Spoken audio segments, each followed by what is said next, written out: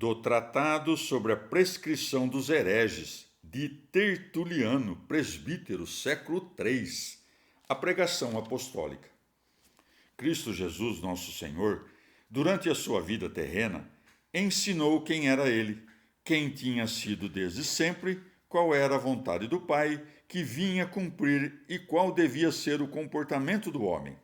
Ensinava estas coisas, ora em público, diante de todo o povo, ora em particular aos seus discípulos.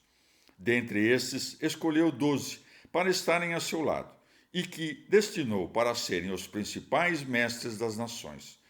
Quando, depois da sua ressurreição, estava prestes a voltar para o Pai, ordenou aos 11, pois um deles se havia perdido, que fossem ensinar a todos os povos, batizando-os em nome do Pai, e do Filho e do Espírito Santo.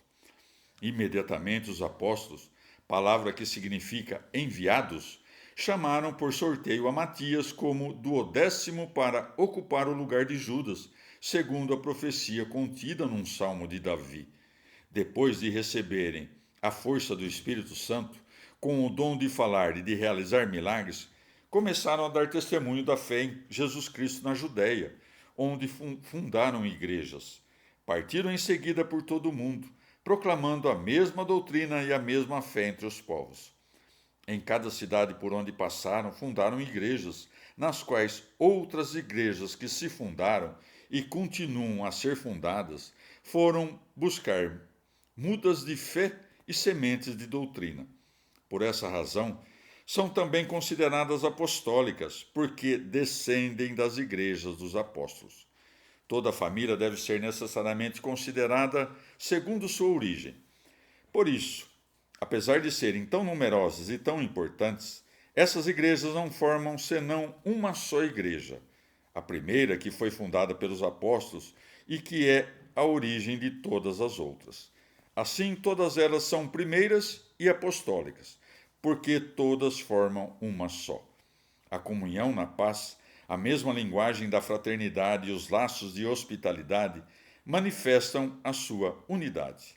Estes direitos só têm uma razão de ser, a unidade da mesma tradição sacramental.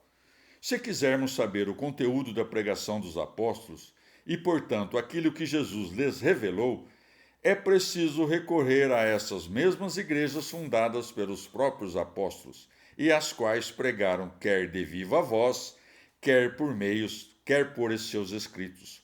O Senhor realmente havia dito em certa ocasião: tendo ainda muitas coisas a dizer-vos, mas não sois capazes de as compreender agora. E acrescentou: quando, porém, vier o Espírito da verdade, ele vos conduzirá à plena verdade. João 16, de 12 a 13.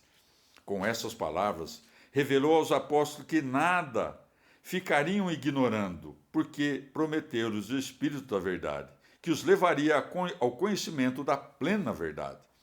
E, sem dúvida alguma, esta promessa foi cumprida, como provam os Atos dos Apóstolos ao narrarem a descida do Espírito Santo.